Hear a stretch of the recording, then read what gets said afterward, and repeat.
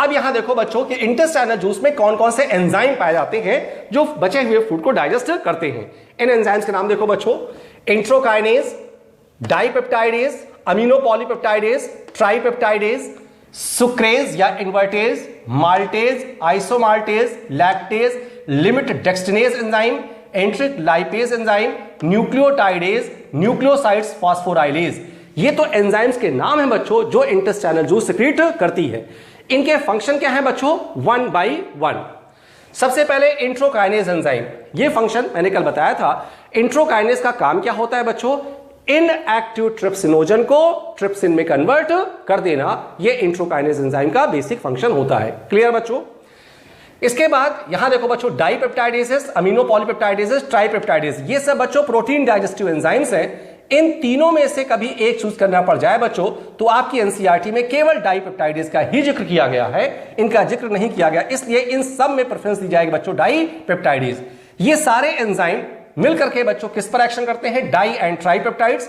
अगर dipeptides and tripeptide में से भी एक चूज करना पड़ जाए तो डाइपेप्टाइडेज, और ये इसको किस में डाइजेस्ट कर देते हैं बच्चों, अमीनो एसिड। इस तरीके से अब प्रोटीन पूरी तरीके से डाइजेस्ट हो चुकी है, इसीलिए बच्चों इन एंजाइम को हम लास्ट प्रोटीन डाइजेस्टिव एंजाइम कह सकते हैं।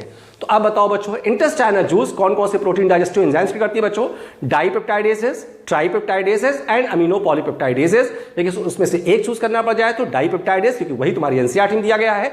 ये सब किस पर एक्शन करते हैं बच्चों, डाई एंड ट्राइपेप्टाइड्स। एक चूज करना पड़ जाए डाइपेप्टाइड्स, और उसको किस में डाइजेस्ट करते हैं, अमीनो एसिड। इस तरीके से अब प्रोटीन पूरी तरीके से डाइजेस्ट हो चुका है, अमीनो एसिड बन चुका है, इसीलिए बच्चों इन्हें हम लास्ट प्रोटीन डाइजेस्टिव एंजाइम कह सकते हैं।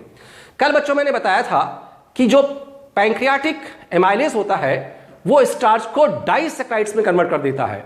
अब इन डाइसैकेराइड्स को डाइजेस्ट करने के लिए इंटेस्टाइनल जूस डाइसैकेराइडेज एंजाइम सिक्रीट करता है। और वो डाइसैकेराइडेज एंजाइम कौन कौन से बच्चों, sucrase, maltase, isomaltase, lactase and limit dextrinase. ये कैसे काम करते हैं बच्चों, यहां देख सकते हो।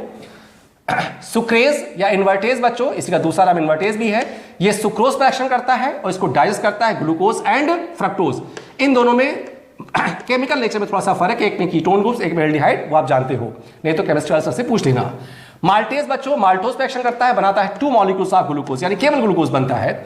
आइसोमाल्टेज आइसोमाल्टोज पे एक्शन करता है, उसको डाइजेस्ट करता है बच्चों 2 मॉलिक्यूल्स ऑफ ग्लूकोज, यानी यहां पर भी सिर्फ ग्लूकोज बनता है। लैक्टेज बच्चों लैक्टेज एंजाइम लैक्टोज शुगर पे एक्शन करता है, इसको डाइजेस्ट करता है glucose and galactose. Limit dextrin पर एक्शन करता है और इसको डाइजेस्ट करता है केवल ग्लूकोज। इसका मतलब एक तरीके से देखा जाए कि जो लिमिट डेक्स्ट्रिनेज एंजाइम और लिमिट डेक्स्ट्रिन पर एक्शन कर रहा है, ये एक तरीके से मोनोसेक्राइड जैसा काम करता है। अब बताओ बच्चों, ये हो गए डाइसेक्राइडेजेस, तो इन्होंने किस पर एक्शन किया बच्चों, डाइसेक्राइड शुगर पर, और इसको किसमें डाइजेस्ट किया बच्चों, मोनोसेक्राइड शुगर पर। और जब मोनोसेक्राइड शुगर बन गई तो इसका मतलब कार्बोहाइड्रेट भी डाइजेस्ट हो चुका है या हो गया।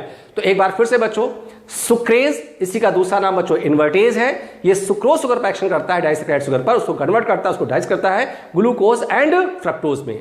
माल्टेज एंजाइम माल्टोज पर एक्शन करता है और बनाता है 2 मॉलिक्यूल्स ऑफ ग्लूकोज। ये क्वेश्चन आपके यहां पूछा गया कि अगर माल्टोज पर अगर माल्टेज एंजाइम एक्शन कर देता तो क्या बनता है, glucose and fructose, glucose and galactose, lactose and glucose, या ओनली ग्लूकोज। क्या कहोगे बच्चों, ओनली ग्लूकोज। ऐसे ही आइसोमाल्टेज आइसोमाल्टोज पे एक्शन करता है और वो भी बनाता है 2 molecules of glucose. Lactose sugar पर लैक्टेज एंजाइम एक्शन करता है बच्चों और उसको डाइजेस्ट करता है ग्लूकोज एंड गैलेक्टोज में। क्लियर बच्चों। लिमिट डेक्स्ट्रिन पे एक्शन करता है, उसको सिर्फ डाइजेस्ट करता है ग्लूकोज में, इसीलिए एक बार क्वेश्चन पूछा गया था।